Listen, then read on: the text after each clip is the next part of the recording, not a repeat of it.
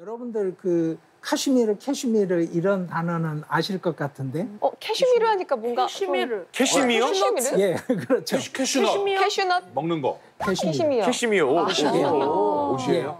예, 사실은 그 카슈미르 지방에 있던 산양의 속털만 모아서 만든 거를 캐슈미르라고 해요. 캐슈미르 울. 그 강남에 저기 압구정동 사모님들이 굉장히 좋아하시죠. 예, 겨울에 비싼 거. 얇은데 따뜻한 가볍고 엄청 비싸요. 비싸죠. 그 카슈미르가 지금 사실 이 역사적인 여러 스토리의 출발점이 됩니다.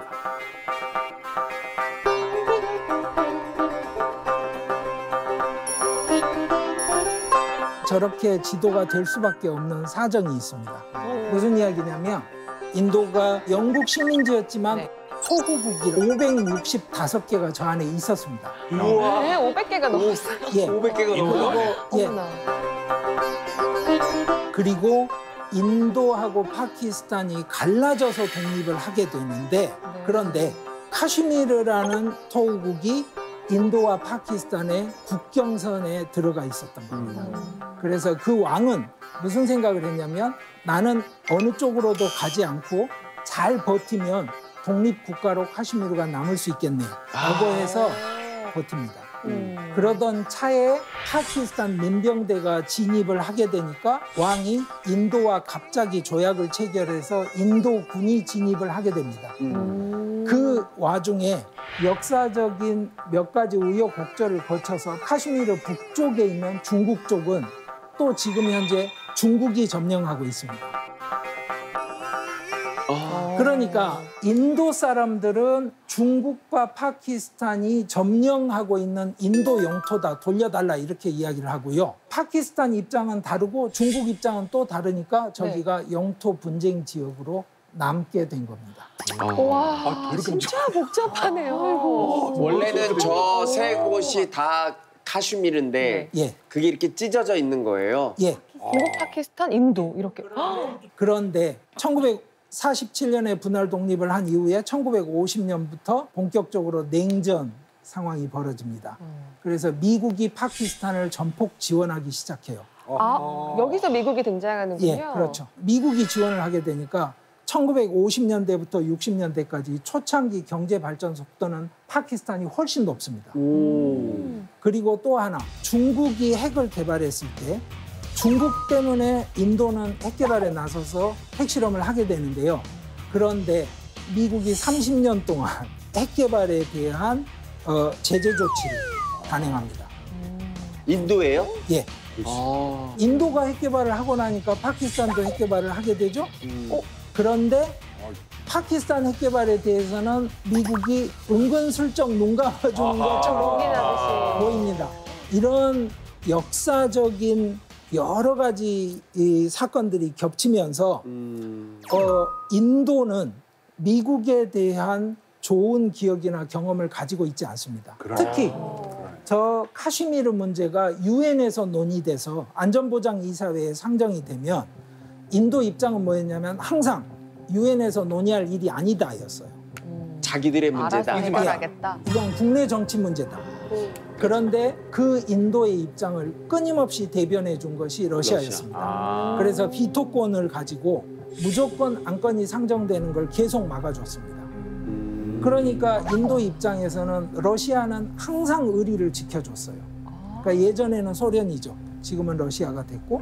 그런데 인도 입장에서 볼 때 미국은 지원을 해준 게 없단 말이죠.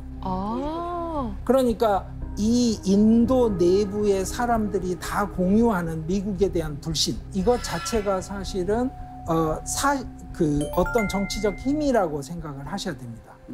선생님, 그러면 인도 입장에서 미국은 우리나라는 어떻게 보면 미국은 우리나라를 지원하는 나라로 이미지가 강한데 저쪽은 제재하는 나라로 이미지가 굉장히 강한 것 같고 인도 입장에서는 반대로 러시아 같은 경우는 그 틈을 또 들어와서 우리나라를 도와주는 나라 이렇게 생각하는 이미지가 강하다 그러면 최근에 뭐 러시아하고 우크라이나하고 싸우는데 인도는 러시아 편을 또 많이 들겠네요 그러면. 예. 그래서 야당도 절대로 정부를 비난하지 않습니다. 왜 러시아 비난 성명에 동참하지 않느냐 이런 성명을 내지 않습니다. 미국이 러시아 제재 등의 미온적 태도를 고수하고 있는 인도에 대한 압박에 나섰습니다. The United States and India are going to continue our close consultation on how to manage the destabilizing effects of this Russian war.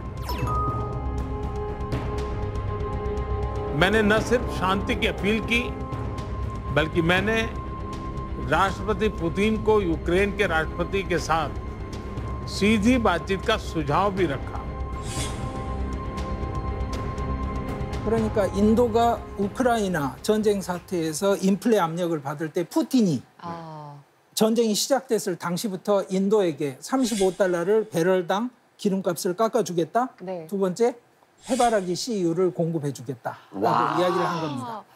그 사람들끼리는 그 나라가 뭘 필요로 하고 그 정치인들이 어떤 부분을 가려워하는지를 서로 아는 겁니다. 이게 바로 러시아와 인도 간의 오래된 그 협력의 역사와 관계를 이야기해 주는 겁니다. 네. 그런 정서가 깔려 있다는 것을 생각하시면 모디 총리가 저기 가서 저렇게 참석을 했다는 것 자체가 대단한 거지. 굉장히 큰 변화라고 할 수 있습니다. 아니 러시아에 대해서 뭔가 뭐 유엔에서 뭔가 하려고 할 때도 인도는 항상 기권만 하더라고요. 그런 거 보면서 미국이 좀 어떻게 가만히 있었을까요? 그러게요. 이 정도면 완전 눈에 가시 아닐까요? 지도를 보시면 대략 그림이 나오는데요. 여러분들이 한번 생각을 해보시죠. 자, 아우 복잡해. 아우. 저기 예? 러시아, 북한, 중국, 아프가니스탄, 파키스탄, 이란까지 다 붙어 있는 나라들이잖아요. 지리적으로. 네. 저 나라들의 공통점이 바로 미국의 적들이죠. 와, 많다.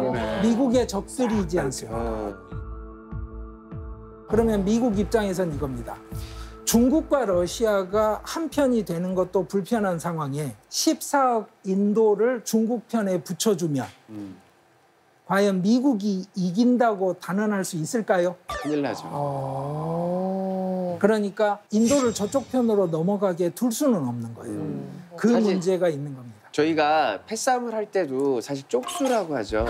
숫자가 많이 나오네요. 예, 숫자가 굉장히 중요합니다. 일단 인도 인구가 세계 2위로 알고 있는데 어마무시한 잠재력이고 이게 힘이거든요, 그렇죠. 사실은. 맞아요. 그러니까 미국 입장에서는 중국이 저런데 둘이 붙게는 절대 가만히 안 놔두겠죠. 인구 1, 2위가 함께 담합을 한다? 그렇죠. 와, 이거 보통 문제가 아닐 수 있겠네요. 근데 선생님, 미국에게 인도가 필요한 이유는 좀 알 것 같은데 인도가 꼭 미국이어야 하는 이유가 있었을까요?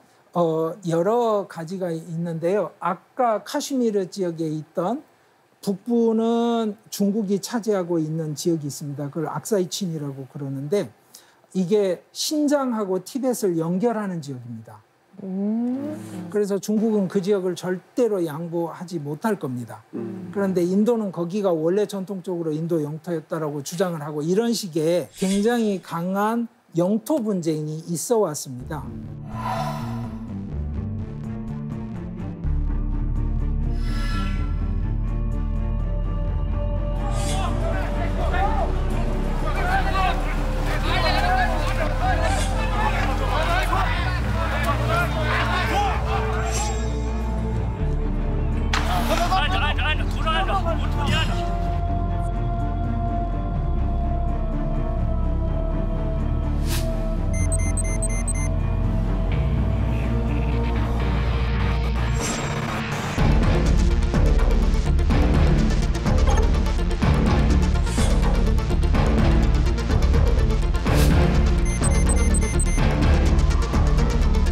This is not your area.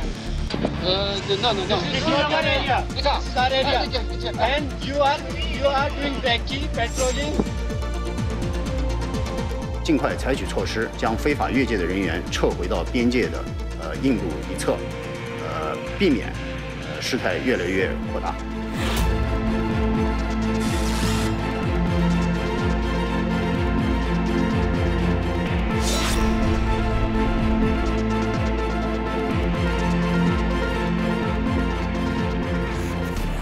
아니 세계 어딜 봐도 다 이게 국경 맞대고 있는 우리나라도 북한과 마찬가지고 다 맞대고 있는데 다 싸움 나는구나 이게. 근데 덩치가 좀 작은 나라들이라면 이해가 되긴 하는데 저렇게 덩치가 큰 나라들이 그거 조금 그거 하겠다고 양보할 수가 없어요. 그냥 또 빼주지 그거. 땅덩어리가 이렇게 큰데 그거 요만큼 갖겠다고.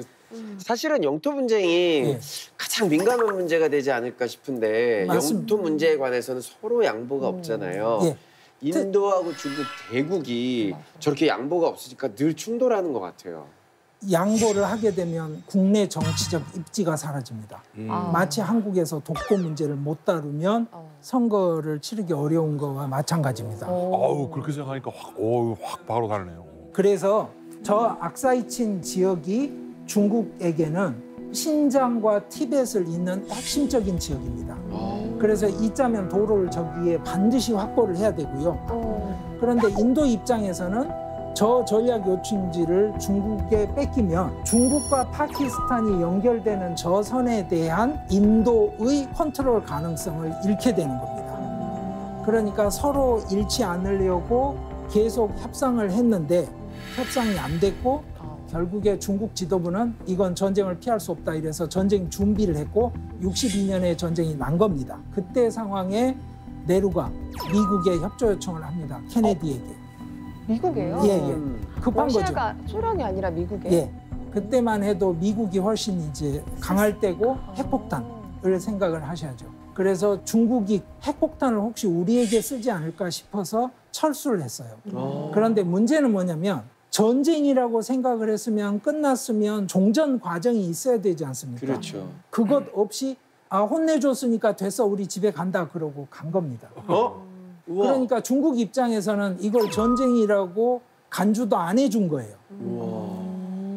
그래서 62년 전쟁이 끝났으니까 인도 사람들이 받은 상처가 있죠. 네루는 심지어 1950년, 55년에 유엔 안전보장이사회 상임이사국 자리를 중국 대신 들어오라고 계속 제안을 소련, 미국에서 받았을 때도 거부했어요. 중국을 빼고는 유엔이 굴러갈 수 없다. 우리는 도덕을 지킨다. 이런 사람이었는데 62년에 중국의 침공이 일어나면서 네루의 그런 도덕주의 외교가 몰락을 하게 되는 겁니다. 그리고 지금 인도가 실제로 스트레스를 받는 것은 다름이 아니라 자기가 관리해야 되는 남아시아 내부로 중국이 뻗어 들어왔다는 사실입니다. 예를 들어서 네팔은 항상 인도 편이었어요. 그런데 중국이 갑자기 카트만두까지 티벳에서 고속전철을 놔줄게. 이러니까 네팔 여론이 갑자기 친중으로 확 도는 거예요. 그 방글라데시에는 구형이긴 하지만 잠수함 2대를 제공을 해주고 심지어는 몰디브에서도 선거가 일어나면 친중국파, 친인도파의 맞대결입니다. 그러니까 인도 입장에서는 자기들이 관리하는 자기 영역 안에 중국이 인도를 포기하는 느낌을 지울 수가 없죠. 그래서 인도에서는 언론에 유행하는 유행어가 이런 겁니다. 버라 푸틴, 초다 푸틴. 그러니까 큰 푸틴, 작은 푸틴. 우크라이나는 푸틴 한 명 때문에 고생하는데 우리는 푸틴이 둘이다. 큰 푸틴은 중국이고 작은 푸틴은 파키스탄이다. 왜냐하면 푸틴 때문에 푸틴처럼 핵무기를 가지고 있으니까. 야, 진짜 이쯤 되면 미국하고 좀 뭔가 이해관계가 좀 맞겠다 싶기도 하네요. 이런 부분에서는. 그럼 인도 입장에서는 미국도 못 믿겠고 위에 있는 중국은 이거 원수 같은 놈들이고 어디에 뭐 어떻게 지금 외교를 해야 되냐가 굉장히 애매할 것 같거든요. 개인주의인가? 예. 그러니까 이제 중국을 견제할 구체적인 필요성 때문에 미국과 친해진 건 사실이에요. 거기까지는 쿼드에 들어가서 활동했던 걸 생각할 수 있는데 이제는 중국을 대체할 수 있는 가능성이 보인다 그러면 인도가 얻을 수 있는 건 훨씬 커지죠. 그래서 IPEF에 직접 가입을 하고 그 가능성을 보고 있는 겁니다. 그래서 미국이 확인시켜준 게 있습니다. 뭐냐? 작년에 미국과 인도의 그 무역이 인도 흑자로 마감을 했습니다. 인도 흑자로? 인도 흑자로. 그리고 액수도 컸습니다. 그런데 중국은 항상 인도가 적자입니다. 미국이 짱이네요, 그럼 그 따지면. 실질적인 이득을 준 거군요. 예. 네. 그 실질적인 이득의 가능성을 보여준 겁니다. 패권자로 부상할 수 있는 계기도 될 수 있겠네요. 문제는 인도가 이 기회를 보고 있기는 한데 미국을 믿지는 않습니다. 아프가니스탄 철군했던 것처럼 믿고 아프가니스탄에 투자를 했다가 손실을 낸 철강 회사들이 열 몇 개입니다. 인도 내에. 그러니까 자 글로벌 생산 기지가 중국에서 인도로 이전을 할 거냐에 대해서 미국은 가능성은 보여줘야 되잖아요. 그래야 인도가 따라오죠. 그래서 2016년에 드디어 애플이 인도에 들어갑니다. 그렇지. 생산 기지를. 근데 지난 4월에 애플이 인도에서 아이폰 13을 생산하기 시작했습니다. 그리고 생산 비중이 작년엔 3.1%였는데 상하이 뭐 봉쇄 사태 이러면서 금년에 한 6, 7%로 늘지 않을까 전망을 하고 있습니다. 그리고 또 하나. 자, 인텔도 투자를 한다고 말은 했는데 구체적으로 어떻게 될지는 잘은 모릅니다. 이런 상황이라고 한다면 인도가 어떻게든 이 실용 외교 노선을 통해서 미국, 중국 사이에서 밀당을 해야 되지 않을까요? 근데 쌤, 그 인도의 우리의 느낌을 보면은 정말 어떻게 보면은 이게 그렇게 막 제조업을 열심히 할 것 같은 그런 이미지는 사실 좀 아니거든요. 왠지 조금 더운 나라기도 하고 유유자적한. 좀 유유자적할 것 같아. 약간 종교적일 것 같은 느낌이 있는데 예. 쌤이 보시기엔 저런 제조업으로의 변화 좀 가능할까요? 이런 말씀을 드릴게요. 많은 사람들은 전 근대적인 사람들을 보면 게으르다거나 심성론으로 자꾸 생각을 해요. 이해가 안 되니까. 하지만 잘 생각해 보십시오. 한국에서 60년대에 시골에 농사 짓던 분들이 겨울에 뭐 했나? 아무것도 안 하는 사람이 제일 훌륭했어요. 뭘 하는 사람은 겨울에 투전판에 가는 겁니다. 그렇지. 투전판이나 막걸리판이나 뭐 저 기생집이나 이런 데 그렇죠. 쫓아다니지. 그러니까 제가 말씀드리는 거는 이겁니다. 그 기회를 줬을 때 인도 사람들이 얼마나 열심히 빠르게 움직일 수 있느냐. 이거는 여러분들이 상상을 하기 어려운 정도입니다. 그러니까 인도의 사교육 열기. 그렇지.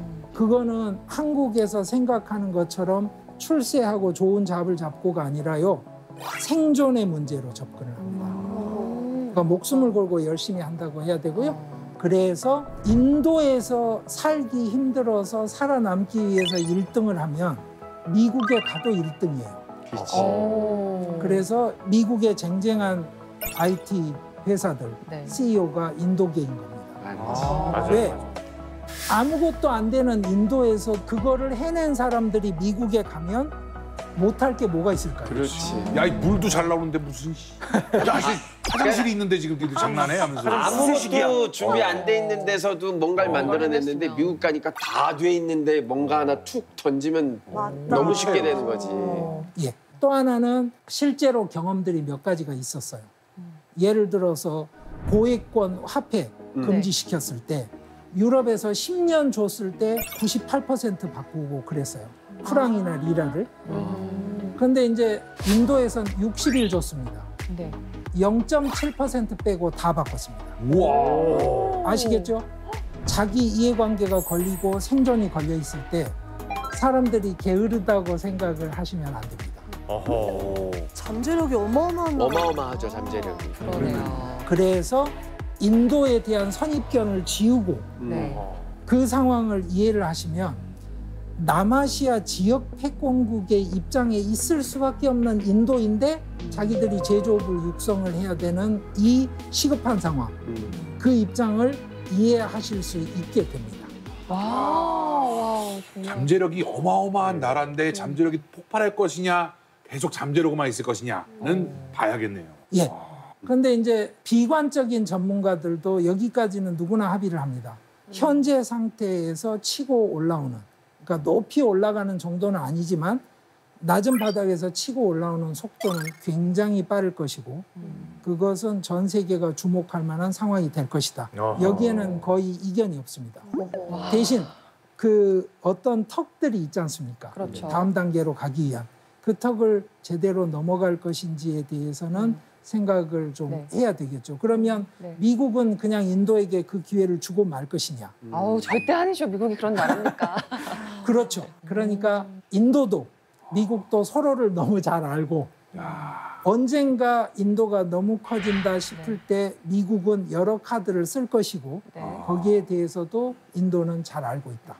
지금 인도가 바라는 게 뭔가 이 남아시아의 자신들 스스로가 캐시미어가 되고자 지금 굉장히 많은 노력을 하고 있는 것 같은데 이런 결정을 하려면 사실은 모디 총리뿐만 아니라 좀 브레인이라고 말하는 좀 똑똑한 사람들이 많이 있을 것 같거든요. 내부는 어떻습니까? 인도 외교는 결국에는 자기 문제를 해결하기 위한 실용 외교로 접어들었고 그것을 외교장관도 이미 분명하게 밝히고 있습니다. 여러 맥락에서. 저걸 한번 보시면 어느 편인 것 같아요? 미국에 관여하고 중국을 관리하며 유럽과는 돈독하게 러시아는 안심시키고 일본에는 역할을 할 수 있도록 해야 한다. 이거 너무 어려운 너무 어려운 조건 아니에요? 최고의 과제인 거 같아요. 연구대가 나온 거. 어쩌라는 건지라는 말이 절로 나오네요. 가족도 사랑하고 원수도 사랑하고. 그러니까 무슨 이야기냐면 우선 미국의 커미트먼트를 가진다는 표현이에요. 분명하게 관계를 갖고 계속 일을 해간다는 뜻입니다. 그러니까 저기서 발을 빼지 않는다는 거죠. 그리고 중국은 왜 관리를 하겠습니까? 사실은 중국은 지금 경쟁 상대고 중국의 자리를 인도가 뺏어내야 하는 상대고요. 그런데 문제는 지금 중국이 인도와 적이 되면 안 되지 않습니까? 왜냐하면 아직은 안 되죠. 아직은 안 되죠. 인도가 중국 물자를 수입해서 써야 되고요. 그리고 유럽은 항상 균형추 역할을 해줬으니까 우리와 친하게 지내면서 같이 그 양쪽 사이에서 균형추를 맞춰줘야 되고 러시아는 위기감을 느끼지 않습니까? 거기에 인도가 러시아에게 당신은 아직도 강대국이 맞아라는 안심할 수 있는 메시지를 보내면서 또 하나 일본이 왜 나올까요? 바로 제조업 강국이기 때문에 그렇습니다. 그러니까 독일과는 다른 제조업 강국이 저 사람 인식 안에는 일본인 겁니다. 그러니까 일본에는 적절한 역할을 부여하면서 간다. 저게 바로 이제 미국과 중국, 러시아 사이에서 줄타기 외교를 한다고 부정적으로 말할 수도 있지만 그걸 긍정적으로 본다고 하면 전 세계 외교 무대의 그 밸런스를 잡는 중심축 역할을 인도가 하겠다는 굉장히 야심찬 표현이기도 합니다.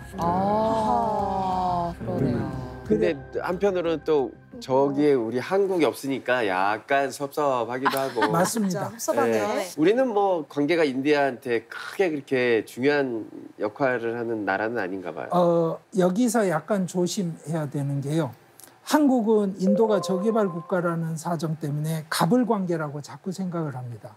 그래서 남아시아나 인도하고 협력 관계 설정이 굉장히 힘듭니다. 그런데 인도는 자기는 패권국이라고 생각을 합니다. 그러니까 둘이 앉았을 때 눈높이가 서로 안 맞아서 대화가 안 통하는 겁니다. 처음부터 일반적인 현상입니다. 그런데 이거를 말씀을 드릴게요. 인도가 제조업 육성을 위해서 생산 연계 지원을 합니다. 인도에서 생산하면 돈을 주겠다. 그게 2차 전지, 전자 부품 반도체, 자동차, 바이오. 다 있네요. 요즘 거. 근데 그거 다 코스피 상위 종목 그렇죠. 아닌가요? 시가총액 상위 종목. 제일 중요한 종목들이죠. 그거를 한국이 가지고 있습니다. 그러니까 인도에서도 경제를 아는 사람들은 한국에 관심이 굉장히 많습니다. 또 장점이 하나 더 있습니다. 뭐냐? 남아시아에서 인도가 균형 외교를 하고 있는데 한국이 동북아시아에서 균형 외교를 하고 있는 것처럼 보입니다. 밸런스를 맞춰주고 있잖아요. 그러니까 같은 편을 했을 때 얻을 수 있는 게 많다고 생각을 하겠죠. 정말 복잡한 생각들을 갖고 있네요. 근데 쌤 이게 한국에 좀 대입해서 보면 우리나라는 저런 균형 외교를 시도는 하고 실제로 하고 있는데 너무 힘들잖아요. 대국들이 막 이래라 저래라 하고 우리는 어떻게 해야 되나 고민을 하는데 인도는 자기를 패권 국가라고 생각을 하니까 자기가 힘이 있고 뭐 이런 대등한 정도의 국가라고 생각을 하니까 뭐 과감하게 저런 얘기를 아예 대놓고 할 수 있는 게 아닌가 이런 생각이 들거든요. 제가 조심스럽긴 합니다만 저는 이런 생각을 합니다. 양쪽에서 큰 바위가 굴러 내려와요. 그 사이에 우리가 서 있습니다. 아유. 그러면 사람들이 이런저런 이야기를 어떻게 하냐면 야, 이쪽 바위 밑으로 엎드려야 안전해. 다른 사람은 저쪽 바위 밑으로 엎드려야지 이렇게 이야기를 하는데요. 사실은 고개를 들어서 우리 앞을 보면 굉장히 큰 거인이 우리하고 같이 서 있는 거예요. 근데 그 거인이 지금 영양실조 상태예요. 그러니까 눈으로 보기에 저 거인이 힘을 쓸 것 같지 않아요. 그런데 문제는 저 거인도 우리하고 이야기를 하고 싶어 합니다. 그렇다면 우리가 그 거인과 함께 그 자리를 잡고 이 상황에서 보다 능동적으로 해결해 나갈 수 있는 어떤 가능성을 모색하는 게 우리의 미래 역량을 확보해가는 바른 길이 아닌가 제가 생각을 하는 겁니다. 그래서 우리가 인도의 그 갈지자처럼 보이는 외교를 이해해야 할 필요가 있고 인도가 무엇을 필요로 하는지도 이해해야 할 필요가 있다고 말씀을 드리는 겁니다.